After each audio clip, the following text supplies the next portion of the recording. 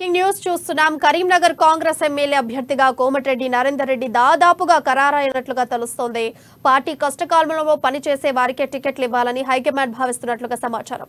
కరీంనగర్ టికెట్ను నరేందర్ రెడ్డికి కేటాయించేందుకు tea Congress scrutiny మొగ్గు చూపుతున్నట్టుగా విశ్వసనీయ సమాచారం. దీంతో కోమటిరెడ్డి నరేందర్ రెడ్డి అనుచరులు హర్షం వ్యక్తం చేస్తున్నారు.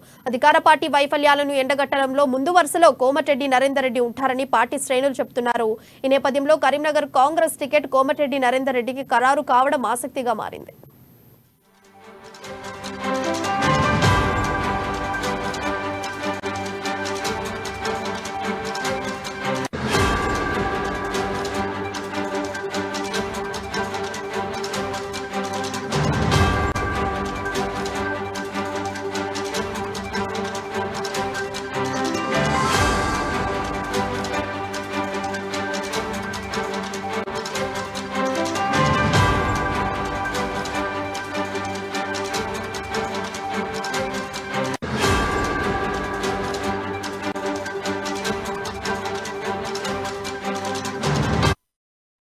బ్రేకింగ్ న్యూస్ చూస్తున్నాం. కరీంనగర్ కాంగ్రెస్ ఎమ్మెల్యే అభ్యర్థిగా కోమటిరెడ్డి నరేందర్ రెడ్డి దాదాపుగా ఖరారైనట్లుగా తెలుస్తోంది.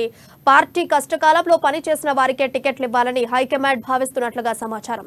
కరీంనగర్ టికెట్ను నరేందర్ రెడ్డికి కేటాయించేందుకు టీ కాంగ్రెస్ స్క్రూటినీ మొగ్గు చూపుతున్నట్టుగా విశ్వసనీయ సమాచారం.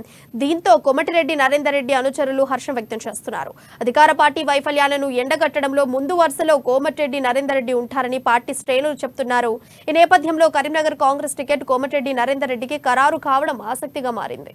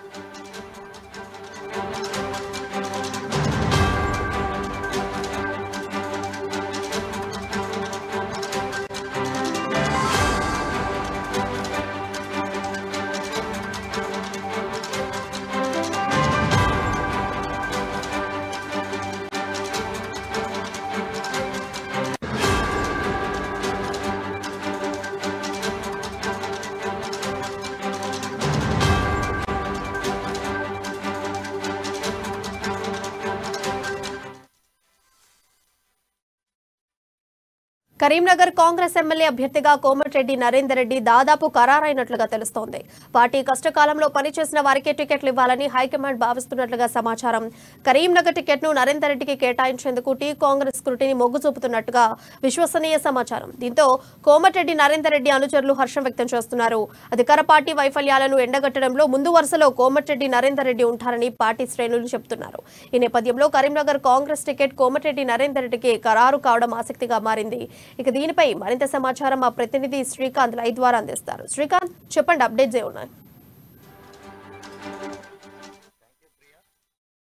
కరీంనగర్ ఎమ్మెల్యే అభ్యర్థిగా దాదాపు 4-5 పేర్లు వినిపిస్తున్నప్పటికీ కూడా, ఆశావాహులు ఉన్నప్పటికీ కూడా, మొదటి నుండి కూడా పార్టీ కోసం పనిచేస్తూ ఎన్ని ప్రలోభాలు వచ్చినా కూడా పార్టీ మారకుండా పార్టీలో ఉండటము ఒక కోమటిరెడ్డి వెంకటరెడ్డి ప్రత్యేకత. అయితే ఇందుకు కనుక కరీంనగర్ కాంగ్రెస్ పార్టీ నుండి పోరు విపరీతంగా ఉంది. అంటే దాదాపు ఈ నియోజకవర్గం నుండి పెద్ద ఎత్తున కూడా దరఖాస్తులు వెల్లువెత్తిన పరిస్థితి అయితే ఉంది.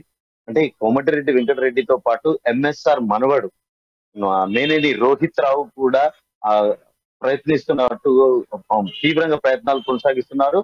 అంతేకాకుండా గతంలో కాంగ్రెస్ పార్టీ నుండి బీజేపీ పార్టీలో చేరి మళ్ళీ ఇప్పుడు సొంత గుటికి కాంగ్రెస్ పార్టీకి చేరిన కొత్త జైపాల్ రెడ్డి కూడా టికెట్ ఆశిస్తున్న పరిస్థితి ఉంది. ఇకపోతే అధికార బీఆర్ఎస్ పార్టీ నుండి రాజీనామా చేసి ఇటీవలే కాంగ్రెస్ పార్టీలో పురుమల్ల శ్రీనివాస్ కూడా కాంగ్రెస్ పార్టీ నుంచి టికెట్ ఆశిస్తున్న వారిలో ఉన్నారు. అంతేకాకుండా మరికొంతమంది ఆశావాహులు టికెట్ ఆశిస్తున్నప్పటికీ కూడా అధిష్టానం మాత్రం కోమటిరెడ్డి వెంకటరెడ్డి వైపు మొగ్గు చూపుతున్నట్టుగా మనకు అందుతున్న విశ్వసనీయ సమాచారం అయితే ఉంది. అంతే మొదటి నుండి కూడా కోమటిరెడ్డి వెంకటరెడ్డి అధికార పార్టీ వైఫల్యాలను ఎండగట్టడంలో ప్రజల్లోకి కాంగ్రెస్ పార్టీ పథకాలను గాని కాంగ్రెస్ పార్టీ ప్రచారాన్ని కూడా పెద్ద ఎత్తున నిర్వహిస్తూ ఉంటారు. అంటే ప్రతి సమస్యపై కూడా నగరంలో నెలకొన్న పారిశుద్ధ్య సమస్యలపై, మున్సిపల్ వైఫల్యంపై, కార్పొరేషన్ అధికారుల తీరుపై కూడా మిగతా ఇతరత్ర సమస్యలు కరీంనగర్ నియోజకవర్గంలో నెలకొన్న సమస్యలన్నిటిపై కూడా ఆయన ఎప్పుడు ఆ పోరాటం చేస్తూనే ఉన్నారు. గతంలో దాదాపు 20 సంవత్సరాల నుండి కూడా పార్టీని అంటిపెట్టుకొని కేవలం ఏ పార్టీకి వెళ్లకుండా ఒకే పార్టీని నమ్ముకొని పార్టీ కోసం తీవ్రంగా ప్రయత్నిస్తున్న కోమటిరెడ్డి వైపు అధిష్టానం మొగ్గు చూపుతున్నట్టుగా కూడా తెలుస్తుంది. ఎక్కడికక్కడ ఎవరికి వారే అంత తీవ్రంగా ప్రయత్నాలు కొనసాగిస్తున్నప్పటికీ మాత్రం అధిష్టానం మాత్రం కోమటిరెడ్డి వెంకటరెడ్డి వైపు ఆశగా అవకాశం ఇచ్చే దిశగా కూడా ఆలోచిస్తున్నట్టుగా తెలుస్తుంది. స్క్రూటనింగ్ కమిటీలో దాదాపుగా అభ్యర్థిగా కోమటిరెడ్డి పేరు ఖరారైనట్టుగా కూడా ఒక సమాచారం అయితే ఉంది. అంటే ఇటీవల కొత్త జైపాల్ రెడ్డి కాంగ్రెస్ పార్టీలో చేరినప్పటికీ కూడా ఆయన వైపు కూడా కాస్త ఆలోచనలు ఉంది. అంటే కాంగ్రెస్ పార్టీ స్క్రూటనింగ్ కమిటీ దాదాపుగా ఎవరికి అంటే ఆ పెద్ద ఎత్తున ఆశావాహులు ఉండడంతో ఆ పార్టీని అంటిపెట్టుకుని ఉన్న వాళ్ళు పార్టీకి విధేయులుగా ఉన్న వారికి మాత్రమే టికెట్ కేటాయిస్తామని చెప్పేసి గతంలో ప్రకటించినప్పటికీ కూడా ఆ ఒక స్క్రూటింగ్ కమిటీ సంబంధించిన సభ్యులంతా కూడా దాదాపుగా ఇందులో ముందు వరుసలో కోమటిరెడ్డి నరేందర్ రెడ్డి ఉన్నారంటూ కూడా ప్రచారం జరుగుతున్న పరిస్థితి అయితే ఉంది. మొత్తానికి కరీంనగర్ నుండి కోమటిరెడ్డి నరేందర్ రెడ్డి బరిలోకి దిగే అవకాశం అయితే లేకపోలేదు.